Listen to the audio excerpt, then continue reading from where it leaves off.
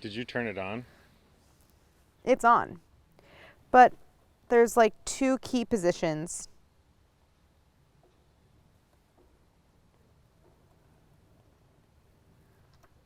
Okay, so now it's off. Oh.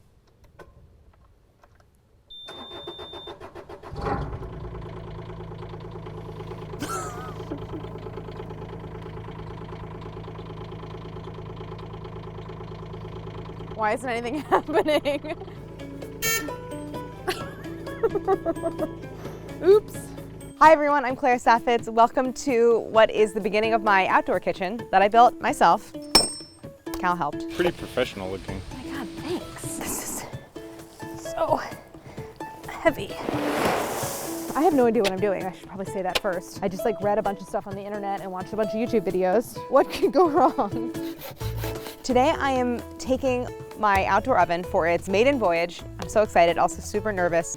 Harris, I'm so nervous. What's the Julia Child thing? The courage of your conviction? Yeah, thank you, that's helpful. I've never done this before, and I'm gonna make some pizza in it. I mean, just seriously, nothing's happening. It looks like raw dough. I'm not reinventing the wheel here. I just wanna see if the oven works. I don't know. There's some cracks.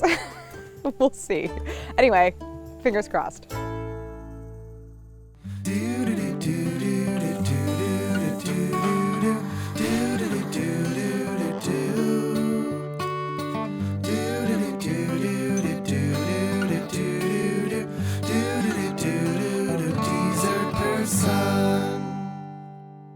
For the first bake ever in the oven, I'm going to go with a Neapolitan style pizza. I'm not really reinventing the wheel here, kind of classic Neapolitan style dough, little tomato sauce, little mozzarella, nothing fancy. I just want it to work. This particular style of oven is really built for bread baking. It has this beautiful dome. It has a door that is a very specific height relative to the height of the dome, where you get this cool sort of induction style heating with the airflow.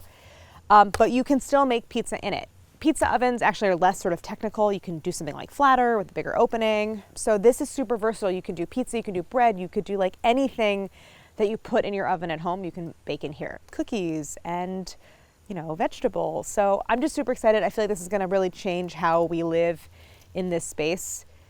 But there's a big learning curve. I've done so much reading about it, hours and hours and hours, not to mention the actual building of it. I just really want it to work. I started this building process 370 days ago. It was right before What's for Dessert came out. That was last year in November. I was I gotta start this oven project before the ground freezes. So late October, I dug a huge hole. I rented a mini excavator. And then I took an enormous pause for the entire winter, a book tour and everything. I was away for a long time, and then I picked it back up in the spring and summer. So I built a foundation, I laid concrete brick, I poured a concrete slab on top. I designed it so that it has wood storage underneath. That was really important to me to keep everything dry. Then I built a bed of insulation, then laid the fire brick for the oven floor, created a big dome of sand. That was the form. Then I built this sort of mixture of clay and mud and sand in a dome around it. I built the brick arch, and then you have an oven. I put a chimney in. I still have actually more work to do. It's not quite finished. This is really rough looking and kind of ugly, so I'm gonna stucco over the base of it. I'm going to add a layer of plaster to the outside so it's super smooth. That helps to make it a little more water resistant. And I have to build a roof. This cannot get exposed to moisture or rain. So would I do it again if I really fully understood the complete extent to which this was going to require so much time and research and frankly money? I don't know. But I built it. So here we are. And I love it, and I'm so proud of it. And I learned a lot, but this was a lot of work. I think that this oven is getting hot. The dome is warm to the touch, the top of the insulation. So, it takes several hours to get it fired up, literally. One thing that's happening though, is there's a breeze that's kind of going this direction, and the breeze is actually pulling oxygen away from the fire. So I'm gonna put up something called a firing door, where I'm gonna basically close off a lot of the opening, but leaving a gap at the bottom so it can pull air in. And there's this kind of system based on the way the fire moves and the dome, where it's gonna pull in air through the bottom, pull it to the back. It's gonna come up to the top of the dome, and then up through the chimney. So that's the kind of airflow. So, you know, Vinny and Cal started the fire actually without me while I was inside. Like, it's been a few hours. So I'm hoping that we're almost at that temp. I want it to be, I would love it if it got around 700. 800 is really better for pizza, but I would be so happy with 700, even 600. I want it to just get past 600 maybe. One quick note, one thing I learned in this process is like, it's not really gonna achieve these really high temperatures until everything's super dry, and it's not dry yet. It takes quite a bit of firings to get it dry. So will I get there? Possibly not. All I want, you know what, let me revise my goal. I just want it to get hotter than my oven inside can get. So like over 550. New goal. I keep lowering my expectation. But I think we can do it. While I get my fire really in a good place, I'm going to show you how I made the dough, how I made the sauce, and I really hope we make some pizza out here. So before I get into the dough recipe, I want to thank our friends at King Arthur Baking Company, based in Vermont. King Arthur is America's oldest flour company. All of the wheat flour is grown and milled in the US, and if anyone's seen any episodes of Dessert Person, you know that King Arthur is my flour of choice for all of my baked goods, from cookies to cakes to breads. They have a full line of flours, including gluten-free. And I also use the bread flour for all of my breads. It has a high protein content, so it makes the most sort of beautiful, open crumb, chewy bread.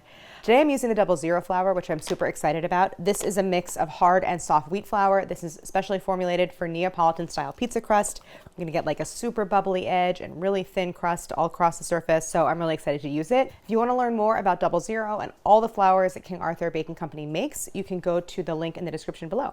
So thank you to King Arthur, and I'm super excited to make our pizza dough. So the dough for Neapolitan style pizza ideally is made with a style of flour called 00. So that refers to the way that it's grated in Italy. 00 really is a wheat flour that's just very, very finely milled. And when flour is that fine, it basically allows you to produce a dough that can be stretched very, very thin. And that's what you want with a Neapolitan pie, is like an ultra thin crust. So I have my King Arthur 00 flour here, and I am using a recipe with instant yeast, and this is a recipe basically taken from Jeffrey Hamelman's bread book, which is kind of like a Bible for bread bakers. I totally trust his formulas, and Jeffrey Hamelman was also the head baker at King Arthur Flour for like years and years and years. So definitely a tried and true recipe. I feel like I have enough variables going with the oven that I just want something that I know is going to produce a really good result. So I'll show you how to make his recipe for Neapolitan style pizza dough. It starts with something called a Biga, which is a style of pre-ferment. So like sourdough starter is a pre-ferment. Anything that is a portion of the dough that has already been allowed to ferment with yeast that gets added to the dough, that's a pre-ferment. And Biga is sort of like an Italian style. So the ingredients for the dough, super straightforward. I have my 00 flour. I have a little bit of olive oil that goes in at the end, kosher salt, yeast, water. That's it. Sometimes Neapolitan style dough doesn't even have oil in it, but I like a little bit of oil in pizza dough because it helps produce something like a little crispy on the outside. Special equipment for the dough, you're gonna want a stand mixer for this. It's just so much easier to make in a mixer. You need a dough that's pretty well developed, meaning it has like a lot of gluten so that you can get something stretched really thin. And a pizza oven. And the pizza oven. And like a peel and gloves and a rake and a bucket and a bunch of wood, lighter, infrared thermometer, your like number of your local pizza place that delivers. Doesn't work. So to make this, I'm going to start by making the Biga. And this is left to ferment overnight, and then you use it the next morning to mix the dough. I have one that I already prepared, but I'll still show you how to mix it together. So basically a pre-ferment is like a portion of the flour and water of the recipe are like set aside and mixed with whatever the like yeast is, whether it's natural sourdough starter or instant yeast like I'm using, and then it's left to sit. So I'm starting with a 1/4 teaspoon of instant yeast. I often use active dry. That's just like how I learned to work with yeast, but I'm kind of slowly migrating over to instant yeast because it is more reliable and it is easier to use. So you could use active dry here though in place of the instant. Your fermentation times will be a tiny bit different, but it basically works the same way. So that's going to go in just a little bowl. Then I have a 1/4 cup of water. I'm going to give all of the quantities in grams, which I just converted from Jeffrey's recipe, which was actually in ounces. I'm just going to add that together, kind of get that mixed around. The water is room temp. So there's something called desired dough temperature, which is kind of the temperature at which you want the dough, and it changes depending on the style of dough you're making. But that's like the optimal fermentation temperature. And for this recipe, it's 75 Fahrenheit. So it's about that in here probably. Maybe a little cooler, but it should be fine. Then I'm adding 100 grams of flour. This is my 00. It's going to go right in. And Biga, as far as pre-ferments go, is a pretty stiff dough. Sometimes with pre-ferment, like sourdough starter or something like that, it can be liquid actually. This is more of like a dough. So I'm just going to kind of work all this together, just using my hands. And I'm going to mix just until it comes together and is smooth and I don't have any unhydrated flour. The whole thing came together and I have this kind of shaggy dough, but no unincorporated flour, no dry spots. This is your Biga. Super simple. And so this I made last night. And at room temp, around 75, I would say warm room temp, the Biga depending on the temperature, it takes between 12 and 16 hours to kind of reach that optimal point of fermentation. So this I put in a quart container and it's been like 13 hours for this Biga. So you can see that it has, like, that yeast in there has activated. It's like feeding on the starches in the flour and it's producing gas.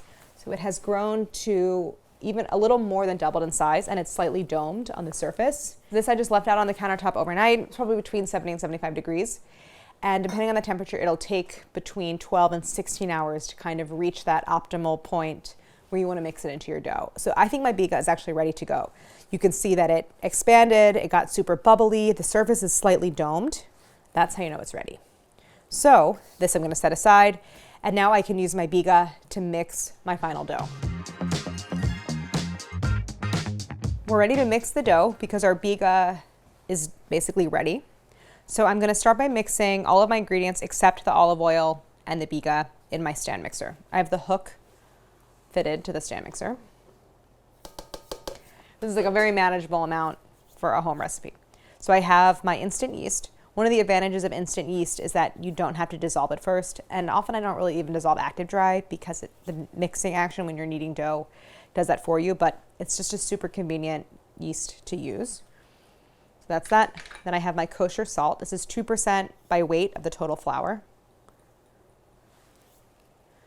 Then I'm going to add my liquid, my water, also room temp.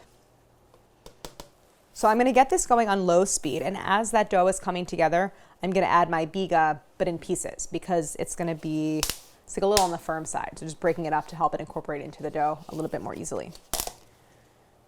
Lots of bubbles beneath the surface, super light, voluminous. I tapped it and it collapsed a little bit. That's how you know it's ready. See how it's now pulling, see how it cratered? Yeah. That's how you know it's ready. You don't want it to crater on its own, then it's a little bit past. But if it's so tall that it can barely support its weight with the little bubbles, and then like you knock it and it collapses, that's ready. So perfect timing. So low speed, lowest speed. So just as that last bit of flour is hydrated, I'm going to start adding the Biga in like spoonfuls. Say that again one more time. What just happened? It did sound not good. Okay, so as the dough is coming together, I'm going to add the Biga in pieces like this. Let's try to prevent that. Sticky. I just don't want to add all at once because it'll be hard to incorporate. So I'm just going to kind of pinch off pieces and put them into the mixer. Oops, get in there.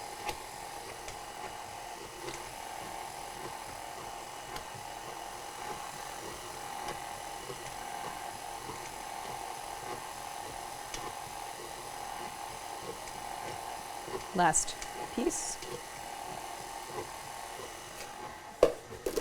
So I'm going to continue to mix this on low speed until the dough has come together. It should be sort of like medium developed, and I'll show you what that looks like, meaning like there is some kind of like visible gluten development, and then I'll add my oil. Oh, I know what the problem is. The hook isn't really attached. I was like, why is it going so slow? There we go. First time using it? No. There we go. That looks better. Yeah. And it sounds better. Sounds a lot better too. Oops.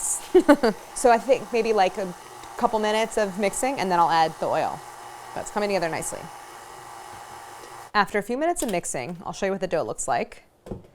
So this is kind of a good example of like some development, but not full development, kind of medium, somewhere in the middle. So there's visible gluten here, like, you know, when I pull it, there's some strands, but this has more mixing to go, but I'm gonna add the oil. And the oil is actually going to kind of work against that development of the dough. So after I add the oil, it's gonna take like a nice, long, pretty slow mix, maybe 5 minutes or so, and then we'll come back and check. This is gonna go in.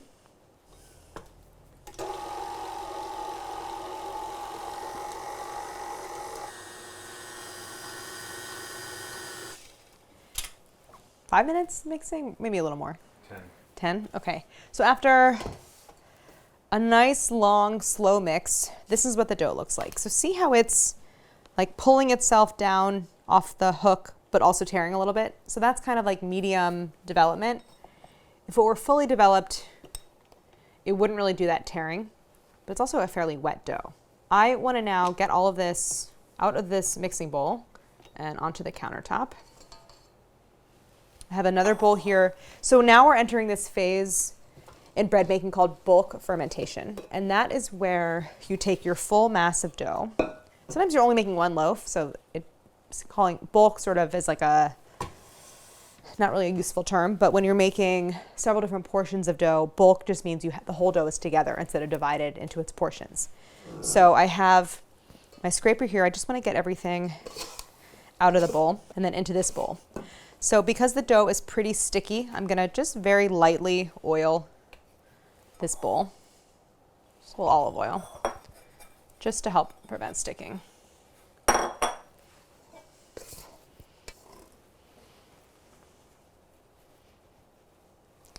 I'm gonna try to gather this into a ball and get it into the oiled bowl. A little oil on my hands.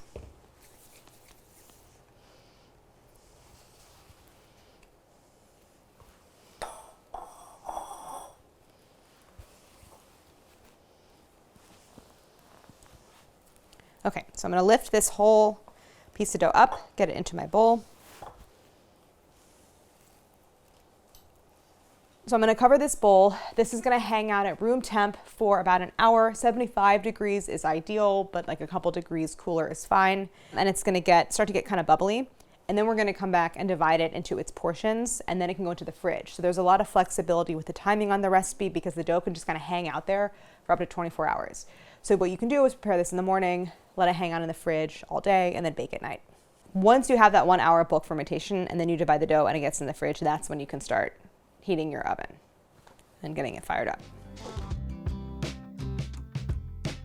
So the dough has been in that bulk fermentation phase for an hour. It has risen. I did give it a peek. A little sticky. So now I want to divide the dough. I am going to get it out onto my work surface and I'm going to grease lightly because everything's a little sticky. Get my hands nice and oiled.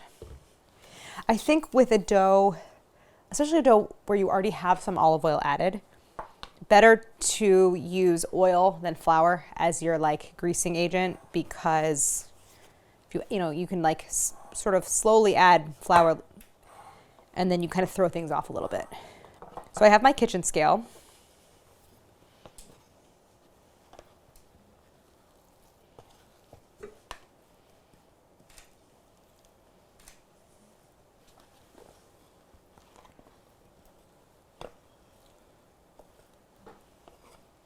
So Jeffrey Hamelman's recipe says 1 pound portions or 16 ounces.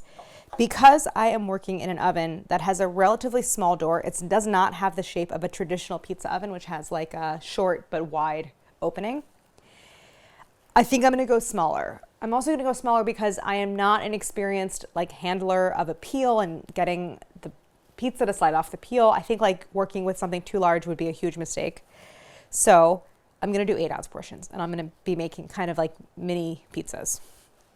Good place to start, I think. I don't really know what 8 ounces is gonna look like. Let's see. All right, I'm comfortable with that. That's 6.4 I think this is going to be more than enough dough in an 8-ounce portion, almost there. Okay, so that's 8. Set that aside. That's a little big. 8. All right, so actually they're going to be more like 7.5 because I don't quite have enough to get 4. Very close. So call it 7.5 ounces each, just so I can get them all equal. I'm good with my scale at the moment. Now I just want to do a kind of shaping step. So I want the pizza, the individual balls of dough to be nice and round. And I always say this about like pastry dough or pie dough. It's like whatever the shape of the dough is when it rests is the shape it's going to want to be when it gets rolled out, because you have this kind of orientation or like directionality to the gluten. So I want to get these into nice smooth rounds, and then I'm going to put them seam side down on my oiled baking sheet. So having a little oil on the surface is super helpful, and the dough has definitely become less sticky now that it has had a chance to bulk ferment. So I just kind of did that without even talking about it. It's sort of a little muscle memory, but I'll explain how to get it into a nice sort of tight, even round like this. You definitely want to use your bench scraper. So let me grab a portion, I'll show you, because I have lots of little pieces that I stuck on to the portion. So here's what you're going to do. You're going to take your piece of dough, and then I kind of like, it's not really turning it inside out, but I'm basically taking one edge and pulling the dough up and over itself and folding it over so that I have that kind of stretched surface of the dough. Then I'm using my dough scraper at an angle in contact with the counter, and I'm pushing the dough into itself and kind of rounding over it. And that's going to help me shape it into a ball with this kind of nice, tight, smooth dome to it. So same thing. So you're kind of moving it toward yourself in this kind of circular motion. So then after a couple of rotations where you're really tucking the dough under itself, and then it's sitting there and like kind of sealing because the weight is helping that happen, then you have this nice sort of little like dough packet. I'm gonna make a little space on the baking sheet for myself. One quick thing, you don't want to have too much oil on your surface. You want, because again, the dough is a lot less sticky than it was upon that initial mix. So you can have a little bit, but you need friction between the dough and the surface in order to do that sort of tucking the dough under itself. So you can always add more oil, but don't go with too much. I have just a little bit here in case I need to pull. So I'll show you again. So I'm trying to take all these loose bits on the surface and like incorporate them into the ball and kind of in the interior. So I'm going to kind of pull up and over, creating this smoother like covering to the portion. Then taking my scraper, if you need to, you can add a little bit of oil to it, and working at an angle in contact with the surface, like pulling the dough toward itself and then into a circle. And then it's going to move around on the surface. So if you need to, push it back toward the center. And you can see that it immediately forms this nice tall dome. And then that's it. Here are my portions. I'm going to rub just a little bit of oil onto the surface of each dome because I'm going to cover this, and I don't want that plastic to stick. So just like a little bit onto each one, prevent sticking. It's a lot easier to oil the dough than to oil the plastic. Oiling plastic is just messy and annoying.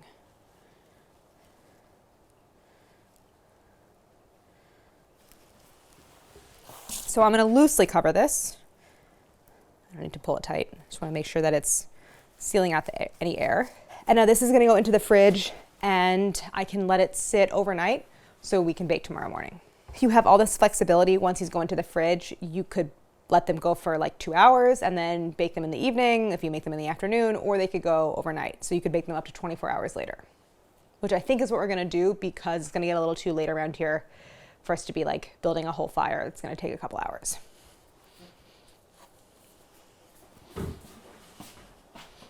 Where is this going to go? What a fun game. Please try to not show this whole like meat situation, which is not my favorite. This is my oven. I'm so proud of it, but I'm also super nervous because I've never really used it and I just only recently finished building it. And anytime you're doing anything for the first time, like baking is a good example. It's just sort of like, you're like, well, follow the directions. It seems like everything's good, but like you never really know. There's such a big learning curve when cooking in anything wood fired. You have to like understand how to like judge the heat, how to sort of use the oven at stages as it kind of comes down in temperature. But today we're just gonna bake super hot and I hope it works. Guys, it's not that hot in there. That's our issue. That's what that's the problem. What's the temp? You don't wanna know. 180. No, we're in like the twos. We're growing. We're in the twos. We started 2 hours ago, so I it's know. good. What do we Let's want? see what the what does OL mean? Over the limit. Over limit? Maybe. That would be good. Did you point it directly at the fire? Yeah. Was I not supposed to do that? Heat condenser, how to build an earth oven, get the book. It's a little light on detail in certain parts. The good news is that I've been working on this for a year, but the pizza only takes 2 minutes to cook. So hopefully we're nearing the end of this like first project. How many day pizza is this going to be? Yeah, this is a 367-day pizza. Because Cal looked on his phone and saw today is October 27th. It was October 24th that I dug the hole for the foundation. So it's been 368 days. Roll back the footage. There's like 200 hours of it, of how I built this oven. There we go. Oh my God, it worked. Oh, that's a root. Is that a root?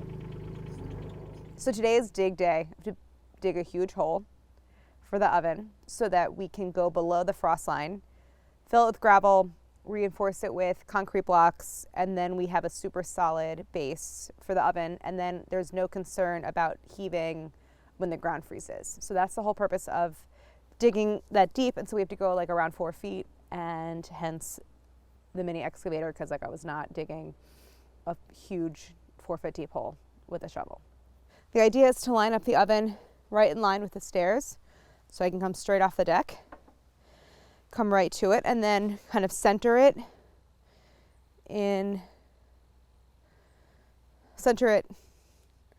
along the garden. We probably should stake it out, but I also just feel like starting to dig. Everybody watch out. Ooh, that's a big piece of something. Okay, that was almost pure stump. Yeah, I love this. I'm having the best time. Oh my God, so many worms. Ew, look. So many worms. The chickens would love that. Wow, there's so many worms all in here. I guess they like the dead tree and some grub. This is a beetle larva, I think. Anyway, let's get back on topic.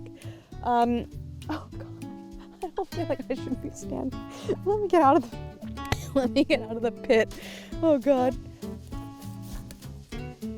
I'm 5'4", 5'3", so if I lay down, Yeah, almost 5 feet probably. probably 5, and then maybe 4 this way. I think if you came down straight on it and pinched it, you could lift it straight And then I up. could just lift it up, like the stuffed animals in the in the thing, like that. Oh my God!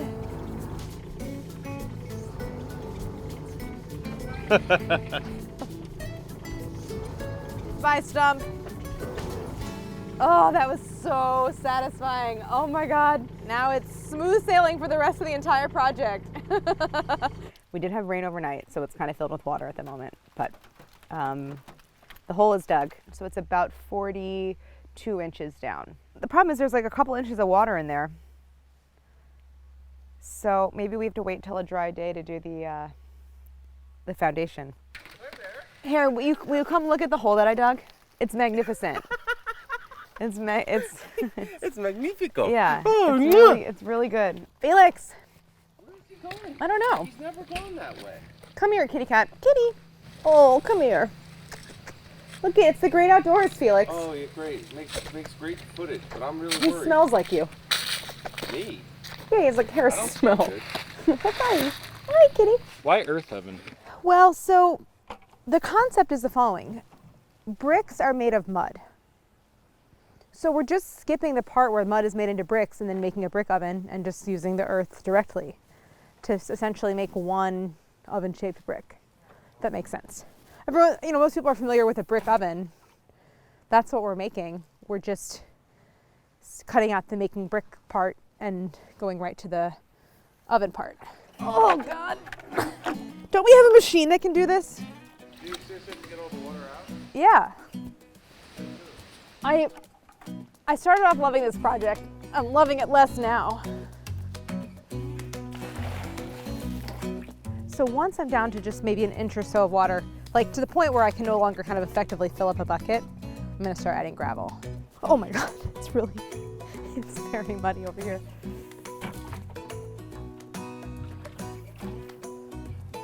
All this for an oven.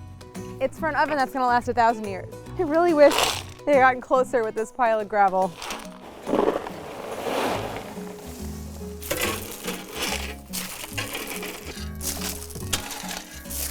My God, this is so heavy.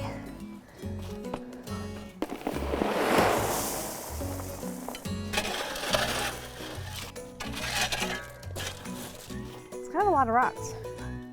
It's pretty good coverage, so I've basically filled in the bottom by I think a couple inches of the gravel, and actually now might be a good stopping point. It's also getting late, so I think I'm gonna let this sit overnight, come back in the morning and see if there's been any like water seepage. And if not, then I kind of think we're good to go. I'm gonna do sand and start to level it and get a base for the cement blocks. So I guess that's the water line, and we're just gonna fill in with more gravel. I shouldn't have dug such a deep hole. But once you got the excavator going, it's hard to stop.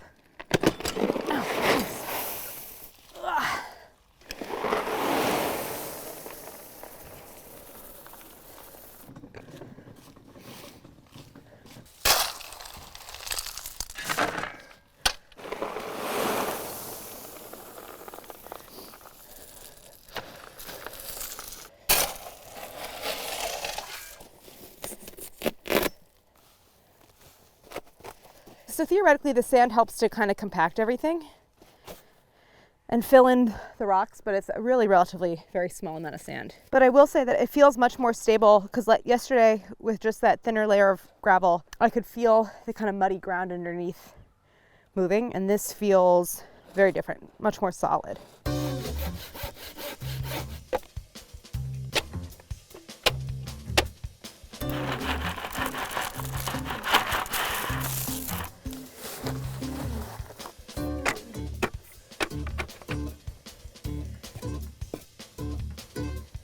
I'm going to finish filling inside and outside with gravel, and then we will reinforce the rebar and pour the cement.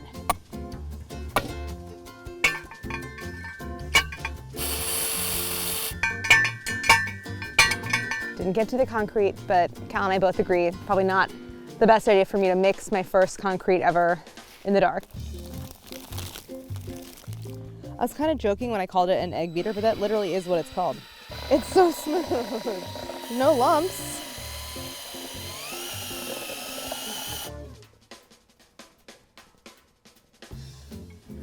Probably should have had the clean the other. Yeah. Yep. Probably should have turned it around. Look at the wheels. If I have to buy one more bag of mortar, I'm gonna do it, but I'm gonna be really annoyed about it. You know what it's called when you put the mortar on the side of the brick? Do you know what it's called? You butter it. What I've learned about mixing mortar is you want it workable, but not soupy. So obviously this is too dry. And definitely better to add little by little so you don't overshoot it. And that a good test of when you've hit the right consistency is if you pick up some with your trowel and hold it at a 45 degree angle. It should not fall off. The first couple batches, like one I slightly underhydrated, one I slightly overhydrated, but I think I have the knowledge now. And that's buttering. That's buttering it.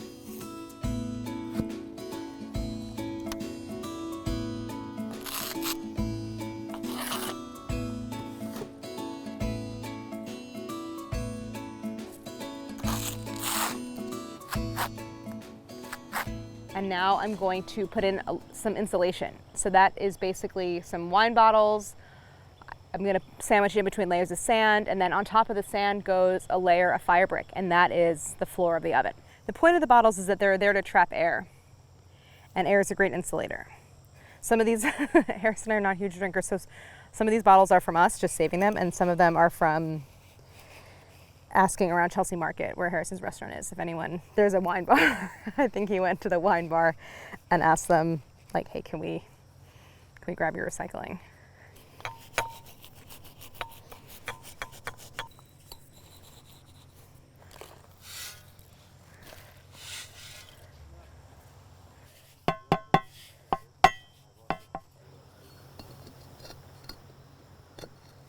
I now have like a thing here instead of like a pile of a big mess, which is what it's been up until this point.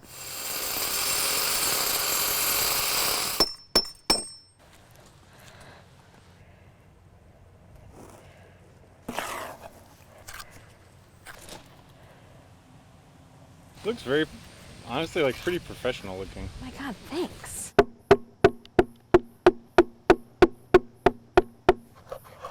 Oh my God, look at, oh my God.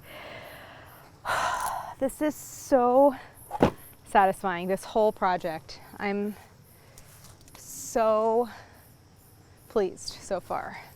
Oven is gonna be 16 inches, the dome is gonna be 16 inches in the middle. And you need that proportion of 10/16 is like an important proportion in oven building. That is the proportion of door to dome height for that circulation of the air.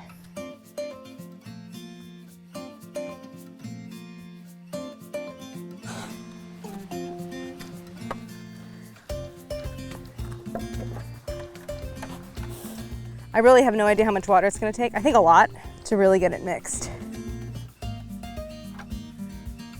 So the sand will get scooped out. It's temporary, but that is what is going to become the void inside the oven.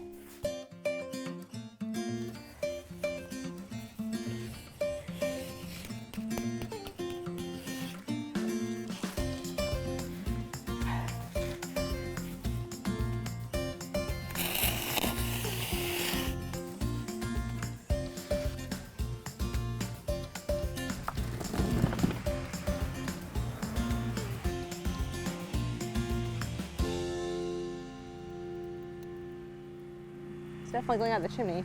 Mm-hmm. So now most of the work is done. We're still bringing the oven up to temp, and I have my dough in the fridge. I want to just prep everything else that I need for pizza. So I'm going with something kind of in the classic margarita realm. I'm not trying to like do anything too fancy with this sort of first attempt. So I have some whole peeled canned tomatoes here. I'm going to do a quick sauce, not cooked, kind of keeping it in that like Neapolitan realm. I have a food mill here, which is a really handy tool for pizza sauce because it leaves a little bit of texture, which I like. And then I have everything else I need for the pizza. Some fresh mozzarella. We have a local store here where you can get this really good stracciatella cheese, which I'm going to put on top after it's baked. I have some additional 00 flour for stretching out the dough. Plus, this is semolina for dusting over the peel. It's going to help the dough to slide off into the oven. For the rest of the sauce, in addition to the tomato, I have some salt, some red pepper flake, a little dried oregano, olive oil, and then basil for finishing off the pie. The food mill is definitely a piece of specialty equipment. This is something that we don't use it that often in our house, but when we do use it, it's like kind of the only tool for the job.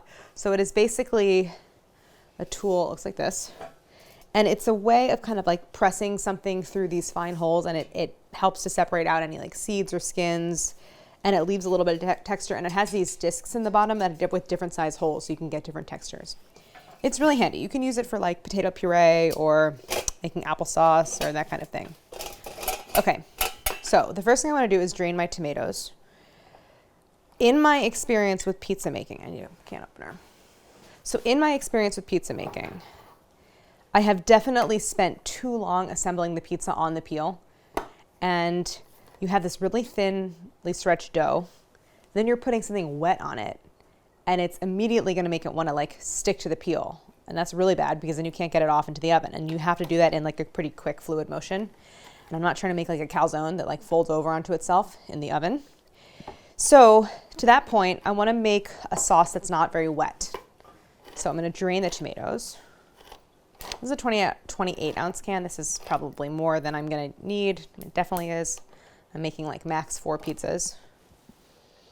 Some difficulty. God, I'm having a real hard time with this can opener.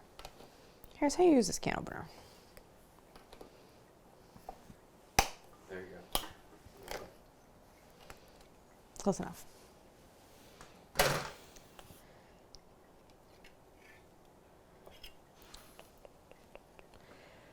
So I'm going to drain them because peeled whole tomatoes come in this kind of like tomato puree liquid kind of thing.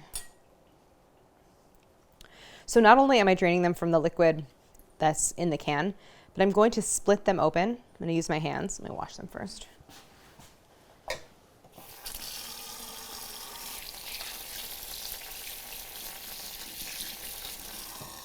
Like the tomato shouldn't be a tomato sauce in a sense. It should be like teeny tiny shreds of tomato that you spread out across the surface of the dough. So I'm going to use my hands and just kind of like open up the tomato and drain them of that liquid that's inside, so that I'm just pureeing the flesh. There's quite a bit of liquid in the tomato. You can also take out any seeds. What I really need is a colander, something less fine. This is a very fine strainer. Here, I'm going to save this liquid because I can add it to like the next time I make a cooked tomato sauce.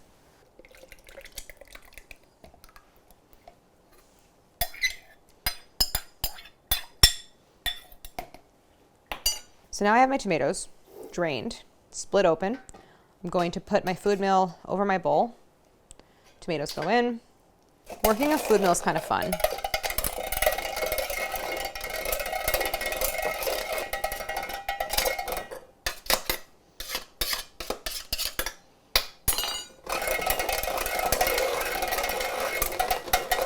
So these are obviously already peeled, but if they were not peeled, this would be taking out the skins. Okay, so now I have my pureed tomato. Make sure you get everything off the bottom of that disc. Pureed, but still with texture, which I'm happy about. So here is the texture of that sauce, still like very liquid. I just didn't want any more liquid in there than there had to be. So now this needs to get seasoned. I'm going to season it to taste. This is some, actually it's like sea salt. I'm going to do a pinch of red pepper flakes, maybe just a little bit of dried oregano, but like not even a quarter teaspoon, I think. It's pretty strong, that's the thing. Then maybe a tablespoon of olive oil. Maybe that was like more like 2. So I'm just going to stir this up.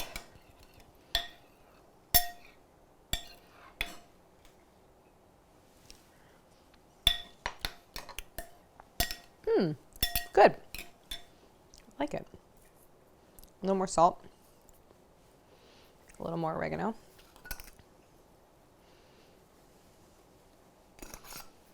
It's nice. It's bright. It's acidic, but not overpowering. And I like the texture. This needs a little more salt, maybe a little more olive oil. But I'm happy about the sauce. I think mostly it's like obviously it's a flavor thing, but a lot of it's texture too. I go pretty light on the tomato. One thing that I think people don't really think about when it comes to pizza is that it is a bread dish. Like pizza is about the crust. The toppings are there to like enhance it and make everything delicious, but like I don't want to overload with crust because I want it to be about the dough. So sauce is looking good. Give it a final taste. Good, nicely seasoned. I'm going to get everything on my board. We're going to go outside. I'm going to grab my dough and we're going to keep feeding the fire and get things ready for baking. I'm so nervous. Do you want to preheat your oven? No, I don't want to preheat the oven. I think that it's like if you show, then it's like I'm showing fear if I preheat the oven inside. The baking gods are not going to respect that. So I'm not gonna do that.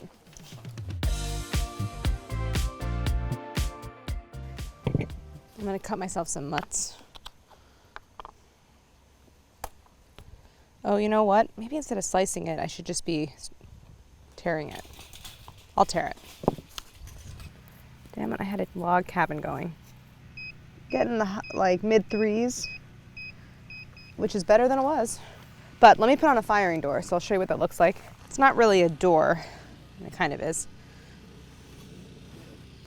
Well, you can make an actual door, but I just haven't yet.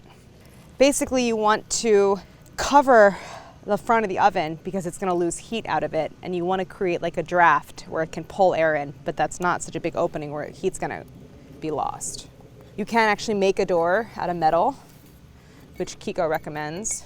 The idea is that you're covering it and leaving a couple inches. I probably have 2 inches here at the bottom where the air is going to be pulled in. And this is especially good if it's windy. Ah! That was.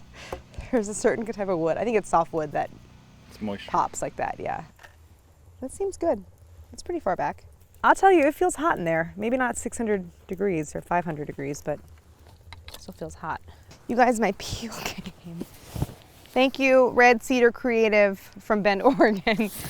Why'd you have to special order one? The timing could not have been better. I had to special order a peel on Etsy because the oven door opening is so narrow, and I really wanted a wood one. In my experience, a metal peel is a lot harder to use than a wooden one. And I found one on Etsy. It was so beautiful. And I was afraid it wasn't going to come in time, but it arrived. Like literally just now. Oh my God, it's so beautiful. Look at how beautiful it is. It's perfect, right? It's perfect. You think it's too small? It's small. It's small. There's not a big opening. I think it's good. See how it is like tapered at the end so you can slide under? Has a long handle. This is perfect. It's so beautiful. I love it so much. What were you thinking about doing up until this moment? Oh, you know what? I had like 14 ideas in my head, but none of them were good. And I didn't think any of them were gonna work. Okay, after like several hours, feeding the fire, getting the firing door on, it might be ready. I have my dough, I have everything ready to go, I have my peel. So plan is I'm gonna check the fire, I can take the firing door off. And if we're at like a good place with the coals, everything's kind of burned down and is like glowing, plan is push it to the back of the oven, kind of along one side around the curve, and maybe give it a little sweep so I have a clean floor for the pizza. Because in this style of oven, the fire brick floor, that is your baking surface. Just like to be very kind of clear about like the style of oven. And then I got to build a pizza, and I know I got to work fast because like the longer that pizza dough sits on that peel with toppings on it, the harder it's going to be. These are my little dough blobs. They've been hanging out, hopefully not overproofing. So what I want to do is I'm going to go like the top of the blob down into the flour. So get it coated a little bit, then flip it, then onto my work surface where I can start to get it worked out into something roundish. And I definitely know that with pizza, especially high temperatures, you do not want a lot of excess flour everywhere because that will burn. So then you kind of start to stretch. So once you get it to a certain thickness / thinness, I guess, you can put it, like your fingertips are really going to want to tear it. So you can kind of stretch it on the backs of your hands, like little fists. This is not something where I'm super skilled. I might not want to do this any further. The middle 50% is like really thin. I could probably do a lot to work on these edges and thin them out, but I don't think I want to do that. Oh God, like it's getting a little thin there. So now I'm gonna get my peel. I'm gonna get my semolina down. And one thing that I like to do is like rub it into the peel. I think that tends to really help. All right, so then once it's here, you can stretch it a little more onto your peel. So I'm basically making like a pizza exactly the same size as the peel. So I'm gonna pre-shred a little pieces of mozzarella so I can get them on really fast. And I'm just going tomato sauce mozz because I don't want to delay any further getting this into my oven. And I can put everything else on top when it comes out. Really minimal tomato sauce. I would say that was like not even 2 tablespoons. I have stracciatella for topping when it comes out. Ah, I'm so nervous. Ready? Ready. Oh my God. Oh my God. Ah! Oh my God, it got in. It went in. Hold on, I think that I should put the baking door fully in, right? Which means in like that. We're baking this pizza at 350 degrees. And we're kind of smoking it because it's pretty smoky in there. So the baking door is designed, has a handle on it. It's designed to be fit at an angle into the entrance to the oven on inside of the chimney. So it's basically cutting off the chimney as a means. Oh, but you know what? That's only if you have no coals in it. Because otherwise I'm literally smoking it. Open it up. Add air, actually. Yeah, so maybe I should go back to this.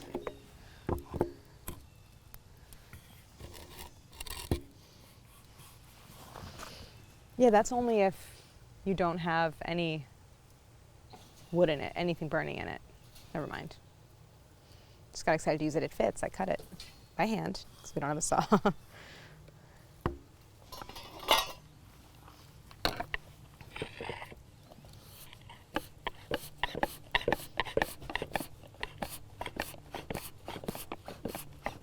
This does make me really glad that I put in a chimney because otherwise all that smoke is coming out the front.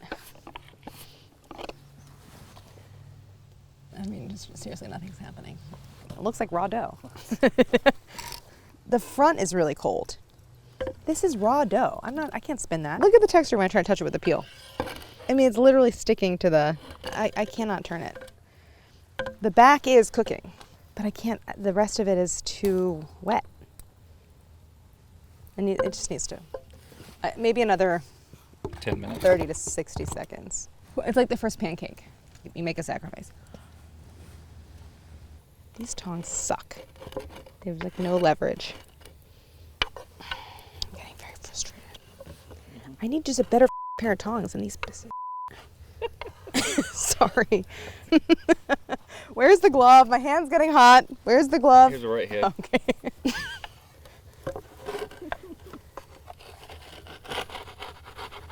Oh, this one is. This one is.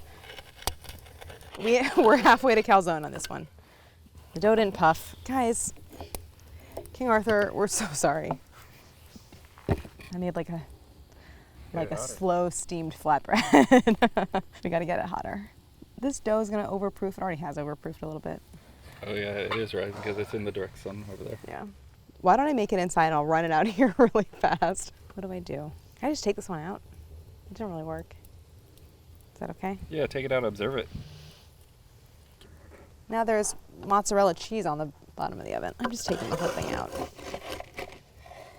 This is a total disaster. The dough was too thin. Where's the left-hand glove? Oh, sorry. Sorry. This is a little taste of what Harris has to deal with sometimes when I get a little cranky.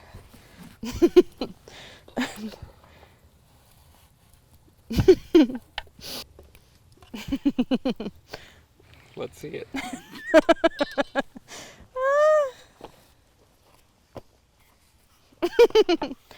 It's pale, it's torn, it got no bubbles, and it has soot all over it.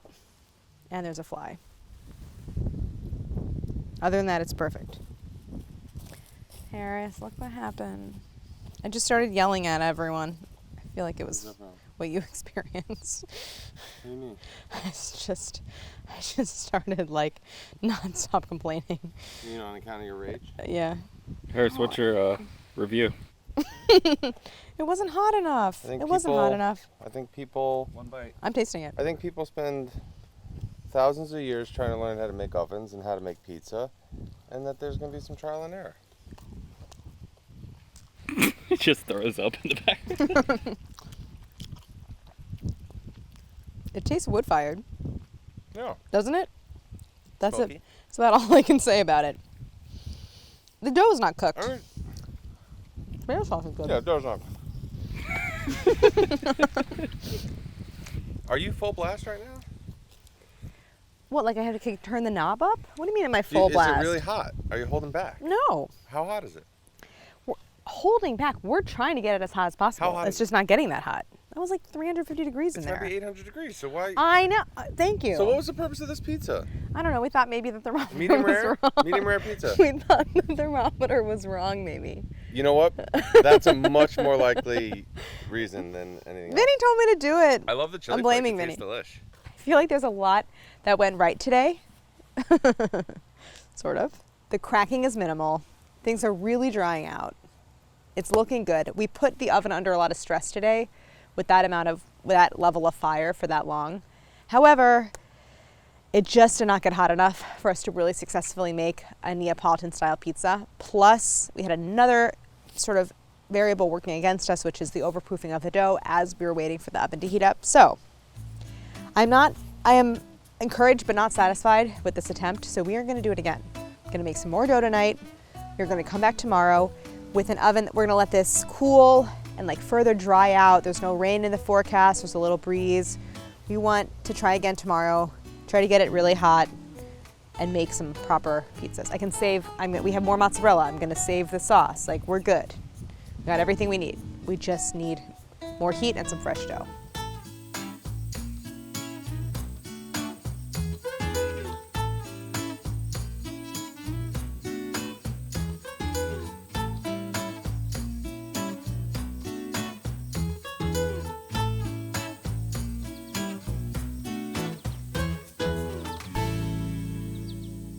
We took a beat, we're trying again the next day. I have some fresh dough that looks really good. I have like more room to work. Cal and Vinny really took a lot of care, a lot of time to get this thing super hot. So I feel a lot more confident now. And we're gonna try it. The dough is not overproof, the oven is up to temp. So I wanna push all those coals back, put a couple fresh logs around that perimeter, get some flames going, kind of like up and around the dome. And that should be really ideal pizza conditions. I can take the temp. I'll just on that like floor area where the pizza's gonna go, but I can just tell it's way hotter than yesterday. And I think that's just from it dried. Like yesterday I had like a nice long fire, but it was still holding on to moisture in a couple layers. So drier oven, hotter temps. Oh, it is hot. I mean, I have enough coals that they're like all around the entire perimeter of the oven. Oh. So toward the front, it registered 7 something. Like the very front of it is in the 600s, and anything back there is over the limit of the thermometer, which is what, the 750? All right, so it's super hot in there. So I'll stick a couple more logs on, although we have some active flames already kind of dancing up and around. Ow, ow, my hand got hot even in the glove. Ow, like it really did. So now I'm gonna get some of this ash off the floor. Oh God, like the skin on my face is tightened because it just got like super dried out. It's hot. I'm gonna go upside down into the flour. Oh God, already. See, you do really want to keep it in the ball shape because that's going to make it easier to roll it into a round, but oh well. And onto my work surface. I'm going to use Vinny's technique of like kind of dimpling it and pushing the bubbles outward and helping to establish a bit of like a rim. And this also helps to prevent thin spots. All right, now I can begin to stretch.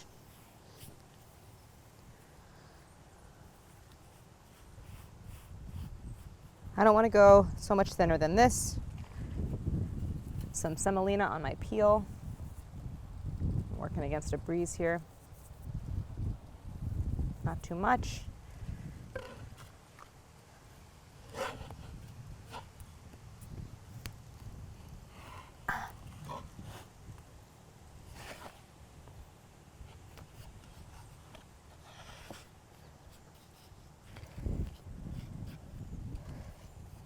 We're making square pizzas. Okay, now race against the clock. Harris prepped my tomato sauce. It's a little chunky. How am I supposed to get this to spread out? So I'm gonna tear some mozzarella.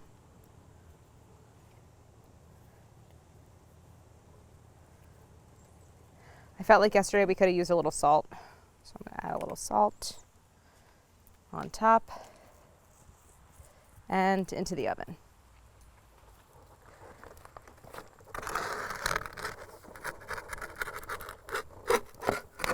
Nice. It's already bubbling. Oh my God. Oh my God, it's already bubbling and it's already setting. I think I should move it now. Yeah. Yeah? Where'd those tongs go?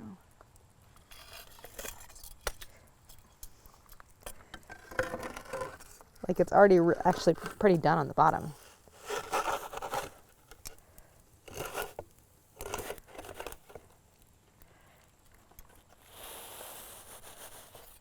Should I do 180? Yeah. Oh my God, and the cheese is getting cooked on the top too. Oh my God, it looks so good.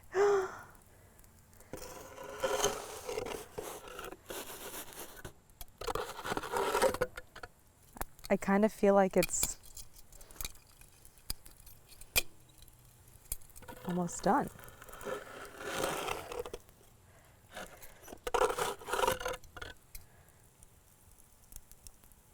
Looks like a pizza. It does look like a pizza. Crust is bubbling nicely. Oh my God, I made a pizza.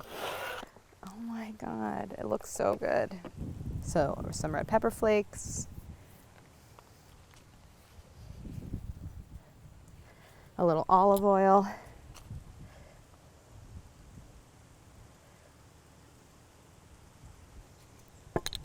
I still have a little bit of this stracciatella, so I'm gonna put some of this on because it's so good.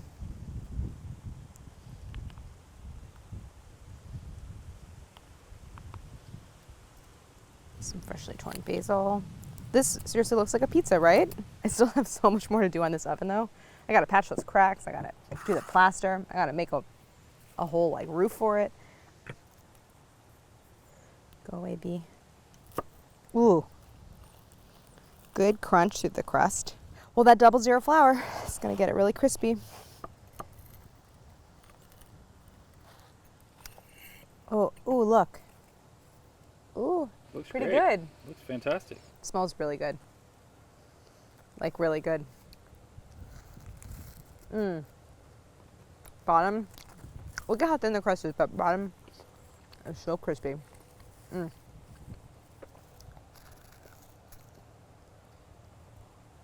cheese pool. It's still so hot. I put a little too much salt. But it's really good. You guys should taste this. Here. Well, let's close it up. We're done here. Okay. Okay. I will say, this oven project has been very humbling, but also super empowering because I had to like teach myself a lot. I kind of absorb a lot of knowledge. Fortunately, I had a whole year to get to this point from the starting point, and I'm not done yet. I have a couple more things I have to do, but it works. It's an oven. It gets really hot. And I can make pizza in it, I can make bread. We're definitely gonna bring you more episodes from the outdoor oven now that can you guys come back and build the fires when I need to do it again? Okay, thanks. Such a learning process, but I feel like bread and oven building and baking are all learning processes. And when things don't work, you just have to try again, do something different. I wanna thank King Arthur for sponsoring this episode. I feel like King Arthur is a comforting, like familiar presence. It's like all the flours are so reliable. Make such good pizza. From the all-purpose to the bread is always in my kitchen. I love it so much. I do feel like supported by King Arthur and all their products. So thank you so much for watching. We're gonna cook off a couple more pizzas and don't forget to like and subscribe.